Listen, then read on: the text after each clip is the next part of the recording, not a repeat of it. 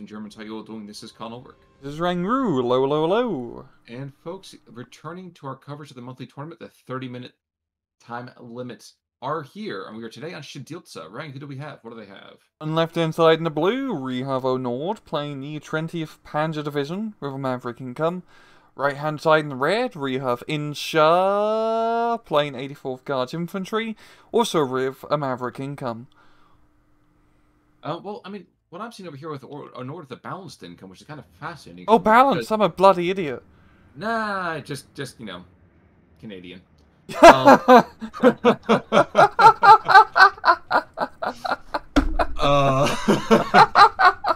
It's honestly quite weird seeing a balanced income in a 30-minute time limit tournament. I was gonna make a joke like someone should go Juggernaut. That was one of those things like, it's just, you said it and I'm looking at the incomes and thinking to myself, did I load the wrong replay? Am I looking at the wrong guide? I looked at one screen, looked at another screen. Nope, guys, we got a balanced income here. But 20th Panzer, this basically another Strakovy kind of division. What's going to go on with this? Because I feel like we've seen a lot of this material happen before, but how is this whole Maverick and balance going to play off each other, especially with the Panzers? Yeah, it's going to be quite interesting. I mean, Onord does have a better tank fire support, because he has a lot of cheap medium tanks, which are perfectly on a map like this. Insha, a few T-34s and a few IS-2s, which will perform decently. I'm honestly quite curious to see how this will go. I feel like Insha's going to have a bit of problem just dealing with so many Panzers, and you don't really have a whole lot of ground-based AT to deal with all those Panzers. Well, right now we're going to see a Superior Rocks in the southern town, who has been rushed inappropriately. Ooh, wow. Whoa! Okay, that wow. was a trap card that apparently just got flipped. I missed it completely. That's... the BF-109 did not get new orders, though. The recon troops like, crap, I've already dealt with this. Oh, man, that seemed like we were soldiers, so it's like, break off! Too late. Yep. Unfortunately, MG-42 getting pushed back here in the meantime. Snapiri to the northern side. Oh, he's holding his fire. I thought we were actually going to see him start to engage the MG-42. And Flampanzers and Stahlstruppen with tons and tons of flame. I'm stoked for this one. Let's see how this goes. Yeah. I mean, both sides investing quite heavily in the flamethrower troops early on for good reason, because flamethrowers are quite lovely to use. To be on the other end, not so much. But yeah, I think Onord is just going to try and push pretty heavy into this southern side here and mop it up. I mean, up north, it's not that great for 20th Panzer. It's definitely more of an infantry spam area, and that's really going to be Insha's cup of tea. Yeah, yes. It'll be a yes but moment, because there's still a Chernos there, and I'm sorry, but Chernos, the air stats trooping of the east, really. Oh. So those poor sods are going to go and just take it in the teeth pretty consistently here. Yeah, he really just needs to spam a bunch of superior rocks up, yeah, because you just need the CQC firepower or some sort of... Does he have Avtos? Yeah, he has Avtos and superiors.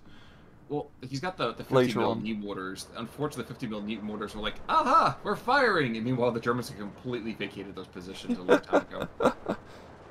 Yeah, a little bit slow on the firing orders, yeah, but if he can just keep the Chernos alive long enough, then the 50mm can shoot the bloody position. I think that's pretty much going to be the Chernos, and heck, even the Guard DPs and this sort of environment isn't going to be great. No, it won't. We are going to see... Flampanzer has made it not into range to Flam. But he's alive, which is more than we can say for most Flampanzers at this point already. However, a very, very plucky and kind of ill-timed reinforcement push here to the northern side. Yikes. This is going to be real bad. Oh, yeah. Oh, no. But the no-firing orders are now going to... Yikes. Oh, jeez, this is unlucky. Yeah, the Source Troop managing to get in actually quite close. Sniper kind of shooting at the wrong target, yeah, and there's not enough fire support. This 3 and the other 76mm gun a little bit far back, so the Source Troops are going to make it into the forest. And the CQC, those artillery guns, are not going to have a good time. Well, and the 50mm not even get a chance to kind of reposition his firepower here. So Chernos to the northern side, they can get carved to pieces.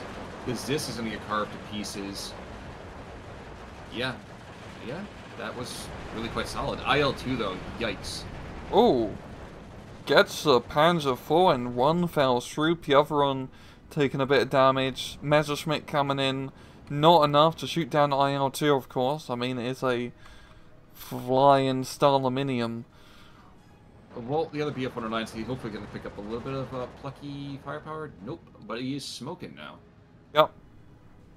And Stalinium, I think the power of communism, I don't think it compels or protects quite that much, but maybe I'm incorrect on that. We'll see. It's just a really anticlimactic turn fight here between all these aircraft. You'll think the Russians should get in on top. Wait, what? Why is he evacing? That must have been a misclick. That may be. Well, the other BF-109, he could have had a... Okay, this is a very weird thing. More like an air show in an actual dogfight. Well, the IL-2 is going to come out with a 37 mils. Yeah, that would be brutal. But hunting a Yak, that's enough. The IL-2 goes down, the Yak goes down. Oh. It is clearly the Luftwaffe coming out ahead in that one. Yeah, very good kill shot from Onord. His push in the northern side didn't go as well. I mean, Source Troop managed to kill his 3, but yeah, an infantry coming in. And now with the 76mm gun in position, Onord's long-range machine gun advantage is going to go down. Yes, it is. Now, southern side, real quick, we have a T-34 that's inside this forest. We also have the Flampanzer, which is just a roasty toasty. And the P4 F1 upgun here, trying to engage the T-34, hasn't killed it yet. Yep. But he has certainly caused some transmission issues there. It's... I'm honestly impressed that the Flampanzer's been able to flam so much and not get blown up yet. It's almost out of ammunition, which is an odd problem to have for a Flampanzer. You know, you're absolutely correct on that. Now, we are seeing superior rocks might be able to take out this Shrek. Oh, no. Unfortunately, the Shrek is able to get away, so that T-34 is not really safe as houses. No. Not at all, and that's just a very good position for Onord to put himself on.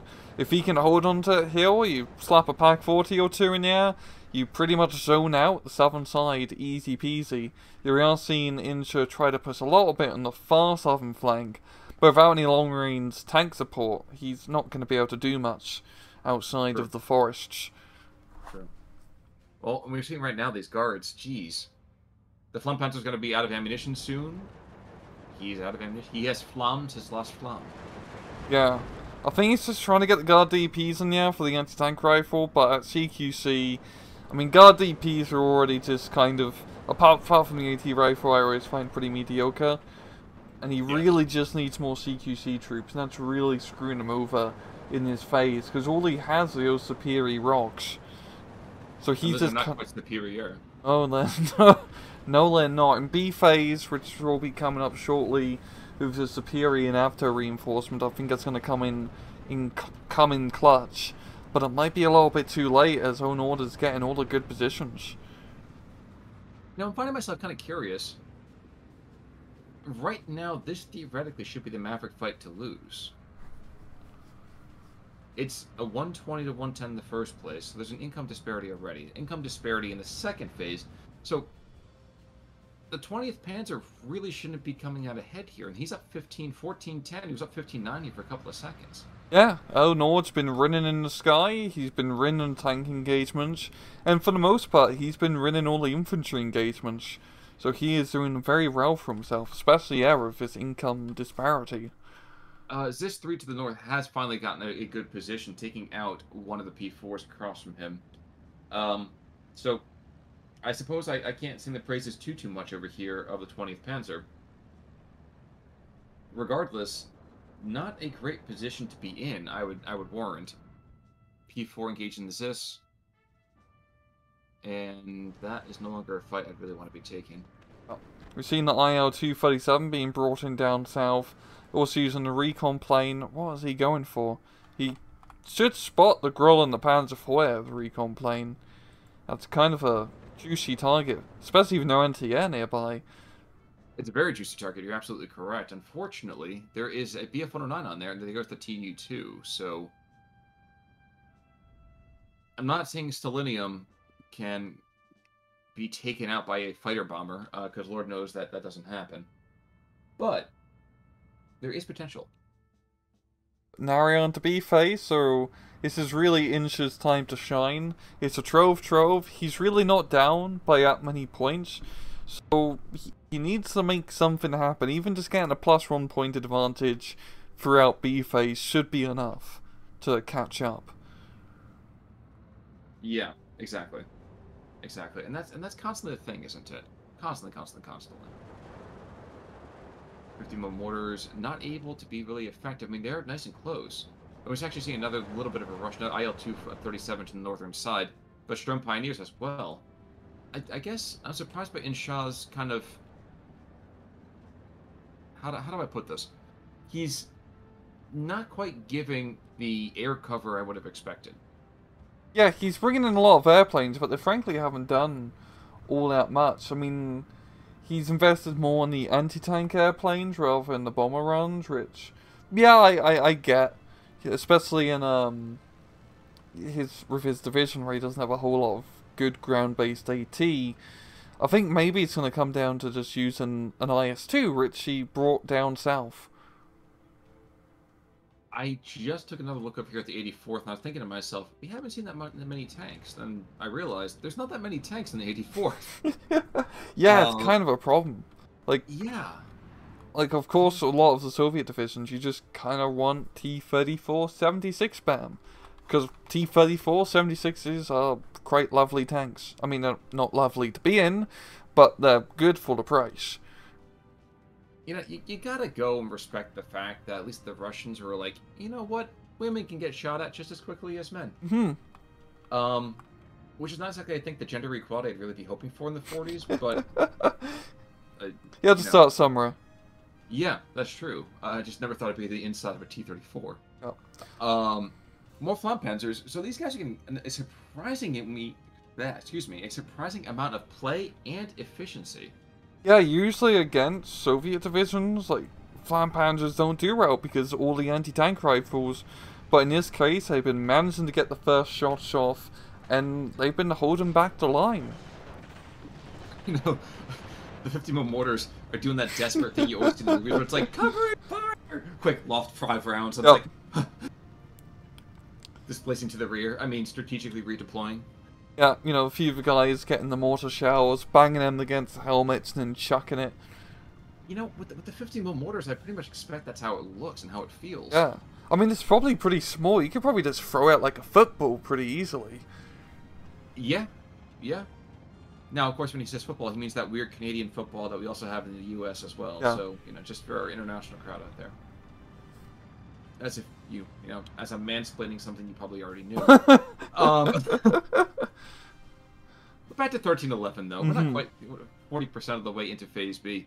But even still, 1311, and I think it's just because we have a couple, and there we go, back to the 1212. I think there's going to be a couple of just weird flags that have been picked up almost by accident.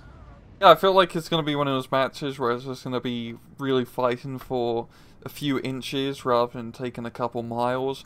I mean, Insha's still in a decent position. He is in position to take a few flags, especially in the center if he was to be a bit more aggressive with infantry. He just really needs a +1 point advantage. Yeah. Yeah, and that's the thing, isn't it? That he needs that +1 point advantage, and I don't know if, first of all, A, he can keep that, and second of all, B, if that's something that's really in the cards for him. Oh. He's kind of getting more reinforcements down south. He's getting heavy anti-air, heavy artillery. He's got the IS-2 up his sleeve. Be curious to see where he deploys that, because that can be a pretty big force multiplier. I'm going to give you a yes, but... But? What's the but? Check out the Luftwaffe air tab, because there's something that's there that I'm sure he's, thought of, but it's still kind of nerve-wracking from a different perspective. Clusters. The clusters. The clusters, and we know how clusters and IS-2 go hand in hand. Usually not to the benefit of the IS-2.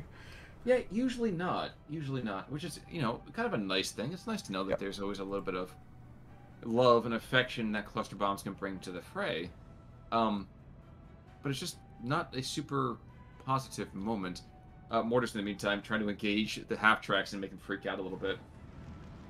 Certainly make me a little bit nervous, but I still don't think that'd be the greatest opportunity here. I think Strafniki trying to go in for the flank with the anti-tank rifle. Really just one or two good AT rifle hits can knock out those flanpanzers, and then Insha can push on through. And there we go, it's what he needed. Mm-hmm.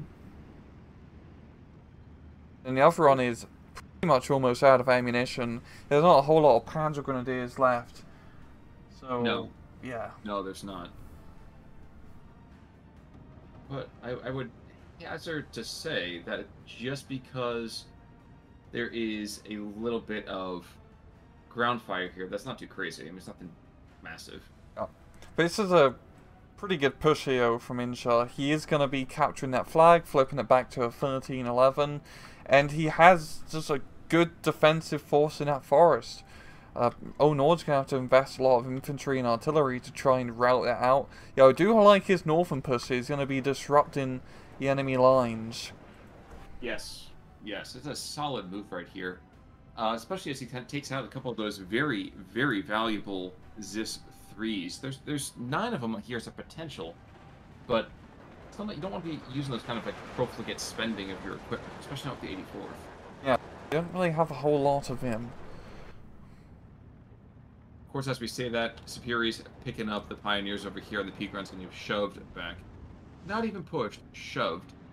4 squads, no, 3 of them, excuse me. 3 Pioneers or derivatives and a P3. That should be enough, but there's still an awful lot of Faust, PTRD shots. I mean, that's still a little bit scary. Yes, the Stern Pioneer, pretty much it's just the Pioneers getting close in general. They are CQC specialists, where all the Russian infantry here are better at longer ranges. They preferably want to try and catch the Pioneers out in the open with their pants down, but there's tanks, and tanks are very good at keeping you in the forest. Yep. I imagine if you're trying to get somebody with their pants down, a little bit of privacy is not a bad idea.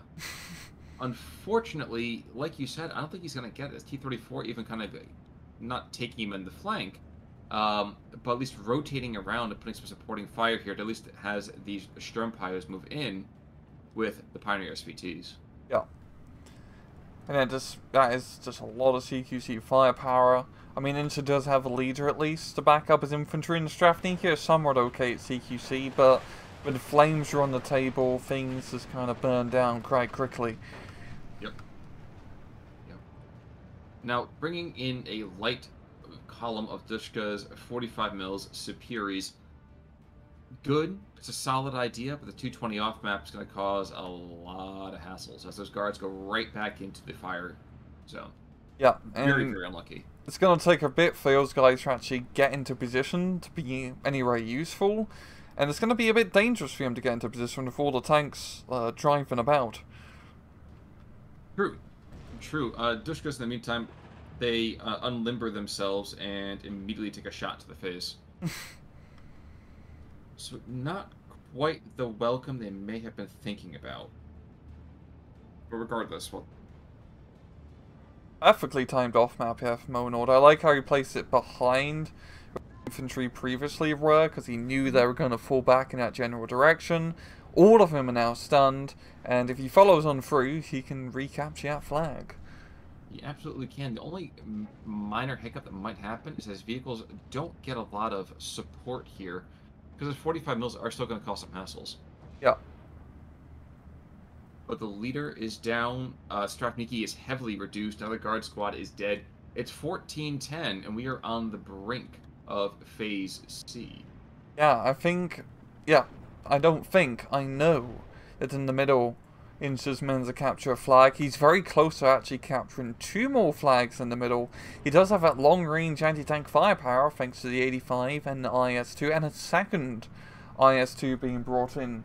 He doesn't have many IS-2s, but he's using them pretty much in the perfect spot, because over that lake area, you can't really get flanked, and Tourney Panzer doesn't have a whole lot. Okay, they do actually have a bit of super heavy AT, and that is the Pack 43, and they are bringing it up right now.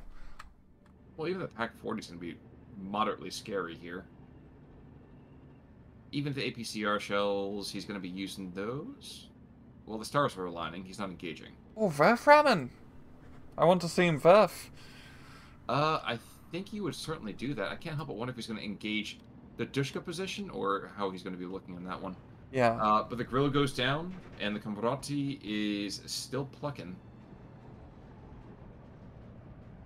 I get the feeling if I am Onord, I'm going to go be pulling out a JU-87. Yeah, you just, even if you lose it, doesn't matter. Just killing an IS-2, especially at his point in the match, is just so critical. Because he needs to regain, the flags in the center position. Yep. Absolutely correct. Yeah. Absolutely correct. But yeah, it's getting pretty close. I mean, it's like very close point rise. Insha is, it feels like he has the flags, but it doesn't feel like he's having the momentum. Like he's barely holding on. And I think that's a good way to put it, because I'm looking at this myself and thinking, he's got the heavier firepower on the map. Consistently. Like the IS-2, there's nothing that's going to be taking out the IS-2 unless you sacrifice an awful lot. And yet, unfortunately, he's not been able to parlay that into any kind of major advantage. Yeah. Insha's been very good at getting like the right bodies and the right location just to hold, but Onord's been much better in like this I can't say properly, the sphere point. Just like pushing through in a concentrated area and then taking territory, but he just has a little bit of a harder time holding on to it. Well, like for example, like to the northern side, we're seeing an attempted share point over here between lots and lots of Superiors against Pioneers with a T-34 in support and a 37 mil that can certainly, okay, well maybe not this current second, but just the amount of death and destruction back and forth. Yes, they're falling back. Watch both of them get picked up here. Yep. And that's just kind of the consistent thing, isn't it? Firepower, but I mean Onord, he needs to capture one more flag.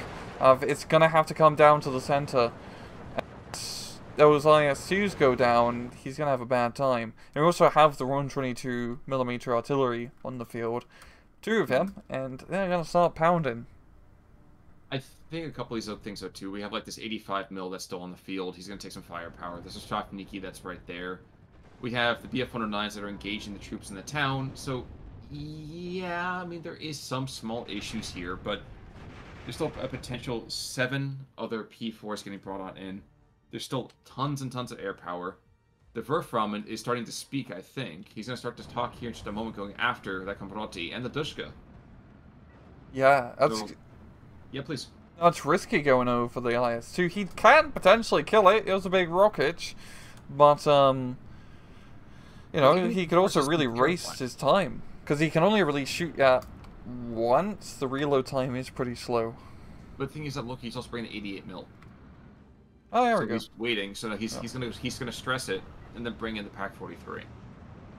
So I don't know. I think this is actually really well timed,